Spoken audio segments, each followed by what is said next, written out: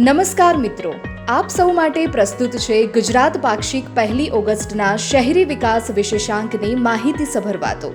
ગુજરાત શહેરી વિકાસની દિશામાં હરણફાળ ભરી રહ્યું છે। અમદાવાદ, સુરત, વડોદરા અને રાજકોટ આ શહેરોમાં જનઉપયોગી સુવિધાઓનો વિકાસ થયો છે। શહેરી વિકાસ વર્ષ 2025ની ઉજવણી અંતર્ગત મુખ્યમંત્રી શ્રી ભૂપેન્દ્રભાઈ પટેલે શહેરી વિકાસને વેગ આપવા વિવિધ વિકાસ કાર્યોના લોકાર્પણ કર્યા। શહેરના વિકાસ સાથે શહેરોમાં સ્વચ્છતા પણ ખીલી છે।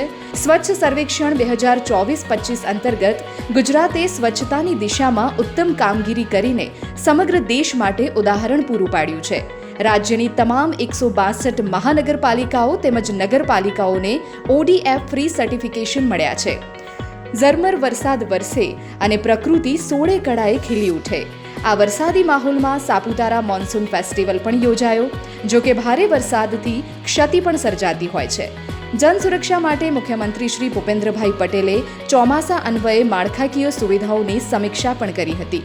ગૌરવવંતા ગુજરાતની આવી અનેક પ્રગતિ ગાથા સાથે સરકારના વિકાસલક્ષી નિર્ણયો સહિતની જન કલ્યાણકારી વાતોની ઝાંખી આ અંકમાં સમાવિષ્ટ છે।